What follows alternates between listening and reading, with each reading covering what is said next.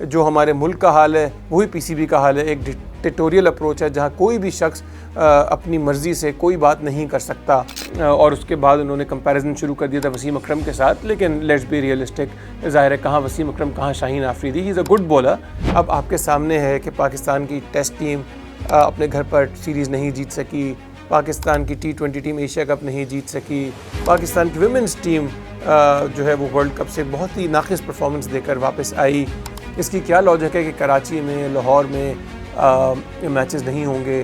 तमाम मैचेस पेशावर, एबटाबाद, फैसलाबाद, मुल्तान, पिंडी, तमाम मैचेस वहाँ चाहे कोई भी टीम खेल रही हो। I think this is once again not a good way to promote the game. ESL के हवाले से और स्पेशली वो कॉन्फ्लिक्ट जो आजकल अली तरीन और पीसीबी के दरमियान चल रहा है। पीसीबी ने एक लीगल नोटिस भेजा अली तरीन को, क्योंकि उनके जो कुछ बहुत ही कैंडिड और फ्रैंक कमेंट्स थे वो पीसीबी को अच्छे नहीं लगे।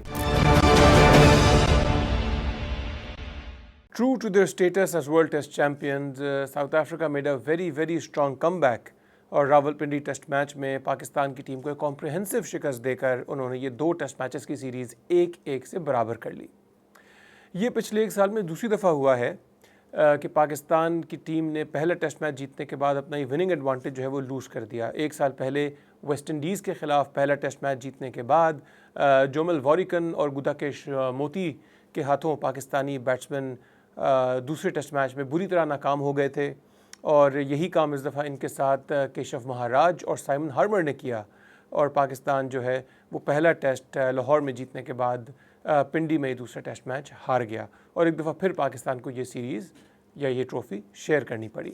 पिछले साल बांग्लादेश के हाथों एम्बैरसिंग डिफीट के बाद और फिर इंग्लैंड के ख़िलाफ़ 800 रन खाने के बाद जो ये नई स्ट्रैटेजी मुतारिफ़ कराई गई थी, जिसको आके बॉल का नाम दिया गया था, इसके तहत डेड पिचेस को रिप्लेस किया गया था स्पिनिंग ट्रैक से। पिचेस को टोटली ड्राई करके पाकिस्तान के जो सीजनड फर्स्ट क्लास स्पिनर्स थे नोमान अली और साजिद खान, उनके लिए साजगार बनाया गया और हमें उस स्ट्रैटेजी का रिज़ल्ट भी मिला। इंग्लैंड के अगेंस्ट हम आखिरी 2 टेस्ट मैचेस जीते और वो सीरीज़ हम जीत गए। लेकिन अब ऐसा लग रहा है कि शायद ये स्ट्रैटेजी भी पाकिस्तान को होम टेस्ट सीरीज़ जिताने के लिए नाकाफ़ी है।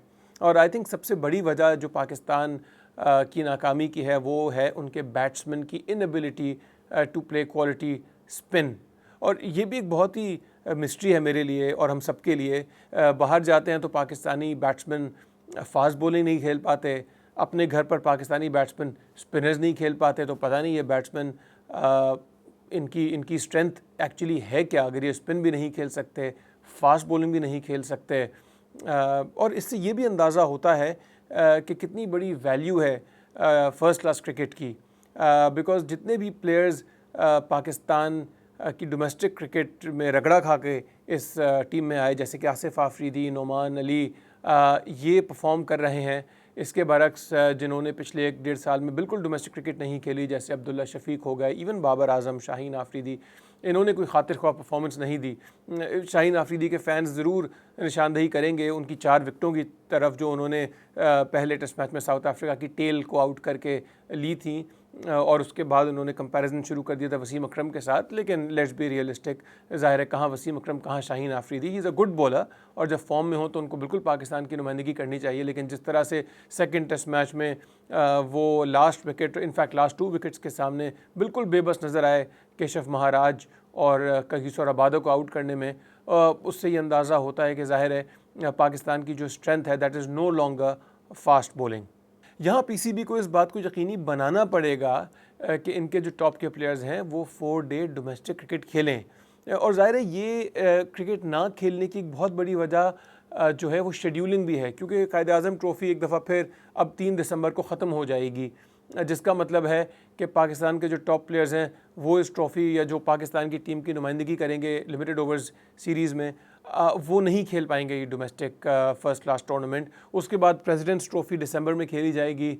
कौन से प्लेयर्स उन डिपार्टमेंट्स की तरफ से खेलते हैं जो प्रेसिडेंट्स ट्रॉफ़ी में हिस्सा लेंगे वो एक और सवाल है। लेकिन पाकिस्तान के कई प्लेयर्स ऑस्ट्रेलिया जाएंगे बिग बैश लीग 2020 क्रिकेट खेलने के लिए, और अगर वो अपने डिपार्टमेंट्स को रिप्रेजेंट कर भी रहे होते तब भी वो ये टूर्नामेंट मिस करते। सो ये बहुत ही लैक ऑफ इंटरेस्ट है पाकिस्तान क्रिकेट बोर्ड की तरफ से टू इंश्योर कि पाकिस्तान के जो अच्छे टॉप प्लेयर्स हैं वो अपनी फ़र्स्ट क्लास क्रिकेट खेलने से कहीं ज़्यादा बेहतर है कि आपका जो डोमेस्टिक 4 डे ट्रॉफ़ी है वो पूरे सीज़न पर मोहित हो, अगर वो सितंबर में शुरू हो रही है तो कम से कम मार्च तक चलनी चाहिए, ताकि जब भी मौका मिले इंटरनेशनल प्लेयर्स को या जब भी उनको छुट्टी मिले इंटरनेशनल असाइनमेंट से, वो सीधे डोमेस्टिक क्रिकेट की तरह वापस आएँ और अपनी स्किल्स को जो है वो मज़ीद बेहतर से बेहतर बनाएँ। अब लिमिटेड ओवर सीरीज़ शुरू होने वाली है, जिसके लिए बाबर आजम और नसीम शाह को टीम में वापस बुलाया गया है। साथ साथ मोहम्मद रिजवान की जगह शाहीन आफरीदी को वनडे टीम का कप्तान मुकर्रर किया गया है।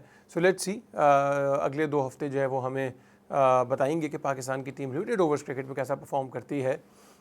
इसके अलावा बात करते हैं PSL के हवाले से, और स्पेशली वो कॉन्फ्लिक्ट जो आजकल अली तरीन और PCB के दरमियान चल रहा है। PCB ने एक लीगल नोटिस भेजा अली तरीन को, क्योंकि उनके जो कुछ बहुत ही कैंडिड और फ्रैंक कमेंट्स थे वो PCB को अच्छे नहीं लगे।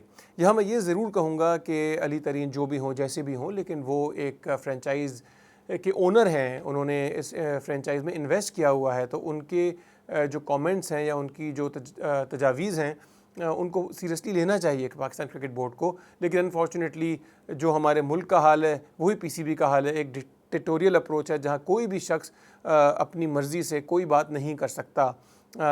इवन क्रिकेट प्लेयर्स जो PCB के साथ सेंट्रली कॉन्ट्रैक्टेड हैं, या तमाम एम्प्लॉयज़ जो PCB के साथ किसी भी तरह से मुंसलिक हैं, चाहे वो अकेडमीज़ में काम करते हों, चाहे वो कोचेज़ हों, सेलेक्टर्स हों, उनको इजाज़त नहीं है कि वो फ्रीली मीडिया के साथ इंटरेक्ट कर सकें। और मैं समझता हूँ कि ये बहुत ही एक रिग्रेसिव अप्रोच है कि जहाँ अपने दिल की बात करने की किसी को इजाज़त नहीं है, या इवन अगर कोई पॉजिटिव सजेशन है या कोई एतराज़ है तो वो पब्लिकली जो है वो उसका इजहार किया जा सके। मेरा ख्याल है कि बहुत ही और यही वजह है कि पाकिस्तान क्रिकेट टीम का ये हाल है, क्योंकि PCB को अगर वाकई मैं तो ये कह सकता हूँ कि PCB को लगता है कि सिर्फ यस मैन की ज़रूरत है अपने पास, मगर इस अप्रोच का नुकसान ये होता है कि आप अपने कान, अपनी आंखें बंद कर लेते हैं किसी भी पॉजिटिव सजेशन की तरफ से, और फिर इम्प्रूवमेंट कैसे आएगी? आपको ये पता कैसे चलेगा कि आप कुछ गलत कर रहे हैं? अब आपके सामने है कि पाकिस्तान की टेस्ट टीम अपने घर पर सीरीज़ नहीं जीत सकी, पाकिस्तान की T20 टीम एशिया कप नहीं जीत सकी, पाकिस्तान की विमेंस टीम जो है वो वर्ल्ड कप से बहुत ही नाक़िस परफॉर्मेंस देकर वापस आई। There is something wrong. लेकिन अगर PCB सिर्फ़ और सिर्फ अपनी तारीफ़ें करता रहेगा या इस बात को सुनने के लिए तैयार ही नहीं होगा कि इम्प्रूवमेंट की गुंजाइश किधर है, तो फिर टीम के रिज़ल्ट्स तो इसी तरह रहेंगे जैसे कि हमें नज़र आ रहे हैं। या तो टीम बहुत कामयाब होती, अपनी फतह के झंडे हर जगह गाड़ रही होती, तब तो मैं कहता शायद PCB की ये जो अप्रोच है या ये जो पॉलिसी है ये बहुत अच्छी है, काबिल सताइश है। लेकिन ऐसा नहीं है, टीम के रिज़ल्ट सबके सामने हैं। इन हालात में भी अगर PCB जो है वो अपनी आंखें और कान बंद रखना चाहती है, तो आई थिंक ये बहुत ही एक ख़तरनाक और बहुत ही रिग्रेसिव अप्रोच है। इसके अलावा PSL पे ही अगर हम कंटिन्यू करें तो ये भी सुनने में आ रहा है कि जो कॉन्ट्रैक्ट्स रिन्यू होंगे टीम्स के, इसके साथ साथ 2 टीम्स ऐड भी की जाएंगी PSL में। Once again very very surprising initiative in my eyes, because हमारे पड़ोसी मुल्क की जो लीग है उधर 1.25 अरब की आबादी और इतने सारे क्रिकेटर्स के साथ 8 टीम्स उनके टूर्नामेंट में हिस्सा लेती हैं, और पाकिस्तान जिसकी आबादी 6 गुना कम है पड़ोसी मुल्क से, उधर 8 टीम्स को खिलवाना I think it's an overkill. मेरा ख्याल है कि 6 या 5 टीमें एट मैक्स PSL खेलनी चाहिए। या तो कोई बहुत ही ऐसा प्रॉमिसिंग टैलेंट होता जो हमें नज़र आ रहा होता कि ये PSL में जगह नहीं बना पा रहा और स्लॉट्स इतने कम हैं कि अच्छे अच्छे प्लेयर्स को लीग से बाहर बैठना पड़ रहा है, तब तो शायद ये बात समझ आती। लेकिन मेरी नज़र में तो ऐसा कोई प्रॉमिसिंग प्लेयर नहीं है जो सिर्फ इसलिए टीम में जगह नहीं बना पा रहा अपनी फ्रेंचाइज़ की कि कंपटीशन बड़ा सख्त है। सो मेरा ख्याल है इस की तरफ नज़रसानी करने की ज़रूरत है। इससे कहीं ज़्यादा इंपॉर्टेंट ये है, जिस पे बात भी की है PCB ने, कि आप अपने वेन्यूज़ को बढ़ाइए। और ये जो बात करें कि जी हम 5 वेन्यूज़ 6 वेन्यूज़ खोलेंगे, आई थिंक ये तो बहुत ही एक लॉजिकल स्टेप है। वंस अगेन इनको अपने पड़ोसी मुल्क से कुछ सीखना चाहिए कि हर फ्रेंचाइज का एक होम ग्राउंड होता है ना। हमारे यहाँ KPK में अब तक PSL हुआ है, ना बलूचिस्तान में PSL हुआ है, और इवन जिन प्रोविंसेस में PSL के मैचेस हो रहे हैं, आपने देखा कराची में क्राउड नहीं आता, लाहौर रावलपिंडी में भी तमाम मैचेस में फुल हाउस नहीं होता। और ये समझने की ज़रूरत है कि ये बड़े शहरों में लोगों के पास ज़ाहिर है बहुत सारी एक्टिविटीज़ हैं, बहुत सारी एंटरटेनमेंट के एवेन्यूज़ हैं, क्वालिटी ऑफ क्रिकेट भी आपने कोई बहुत आला दर्जे की नहीं दी हुई। सो इसलिए कहीं ज़्यादा सेंस बनेगी कि आप नए वेन्यूज़ को इवन विद इन प्रोविंसेस, अगर कराची किंग्स को आप कराची के अलावा न्याज स्टेडियम हैदराबाद या लाड़काना या सखर इस तरह की जगहों पे उनको ग्राउंड दें, वहाँ यकीनन क्राउड की जो पार्टिसिपेशन है वो कहीं ज़्यादा बेहतर होगी। मुझे याद है जब भी मैचेस हुए, 2008 में जिम्बाब्वे की टीम आई थी, हैदराबाद में मैच खेला था, पूरा क्राउड था। इसी तरह शेखुपुरा स्टेडियम है, इन स्टेडियम्स को डेवलप करें। इसी तरह लाहौर कलंदर्स के मैचेस इनको मल्टीपल स्टेडियम्स में खिलवाने चाहिए हैं, गुजरांवाला में खिलवाएं, सियालकोट में खिलवाएं, मुल्तान के मैचेस बहावलपुर में हों, रहीम यार खान में हों।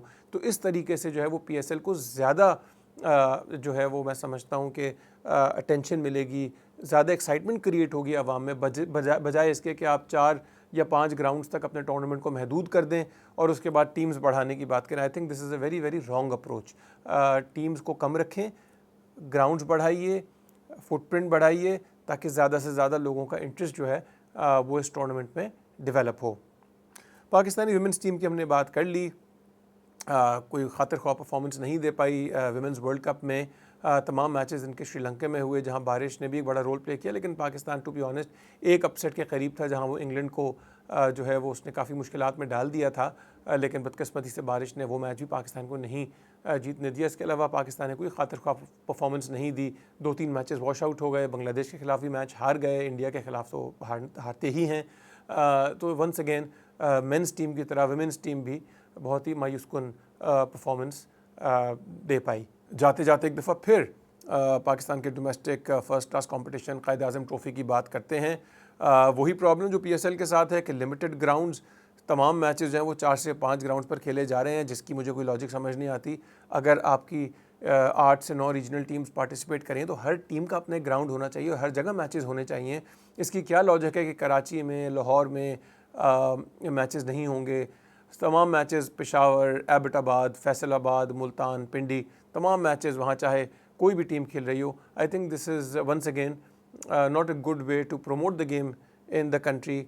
आपको चाहिए कि हर टीम अपने होम ग्राउंड पर भी मैच खेले, अगले के होम ग्राउंड पर भी मैच खेले। जैसा मैंने कहा, सीज़न को एक्सपेंड करें, मार्च तक लेके जाएं, होम एंड अवे बेसिस पे ये डोमेस्टिक मैचेस हों और फिर उनकी प्रॉपर मार्केटिंग हो, आवाम को इन्वॉल्व किया जाए, इंगेज किया जाए कि किस तरह से वो अपने प्लेयर्स, अपने फेवरेट स्टार्स को फॉलो करें और इन स्टार्स को इस बात पर जो है वो आई वुड से कन्विंस किया जाए और इस बात को यकीनी बनाया जाए कि जो आपके इंटरनेशनल स्टार्स हैं वो इन डोमेस्टिक मैचेस में हिस्सा लें।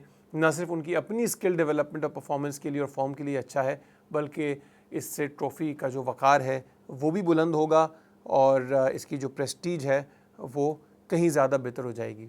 सो ऑल इन ऑल हमने जो पिछले हफ्ते की अपडेट्स शेयर की, उससे ओवरऑल एक बहुत ही डिस्टर्बिंग पिक्चर सामने आती है। परफॉर्मेंस टीम की नीचे जा रही है, एडमिनिस्ट्रेटिव अफेयर्स जो हैं वो आपके सामने हैं और इसके अलावा पूरी तरह से एक डिक्टेटोरियल अप्रोच PCB की, जहाँ कोई भी शख्स जो है वो उनको कोई ढंग की बात नहीं समझा सकता।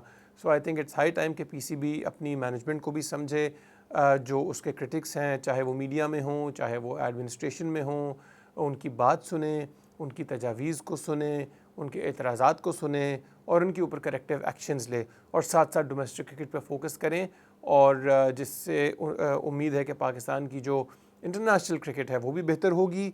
और PSL मेरा ज़ाती जो ख़याल है वो यही है कि टीम्स को बढ़ाने से ज़्यादा ज़रूरत इस बात की है कि आप अपना geographical footprint with in the country बढ़ाएं, ताकि ज़्यादा से ज़्यादा आवाम जो है उसके अंदर ये क्रिकेट प्रमोट हो, उनमें इंटरेस्ट डेवलप हो। So all in all a very disturbing state of affairs मैं समझता हूँ, टीम की परफॉर्मेंस से लेकर जो PCB की मैनेजमेंट है और जिस तरह से उनकी ये एक हैवी हैंडेड अप्रोच है किसी भी किस्म की डिसेंटिंग वॉइस को खामोश करने की।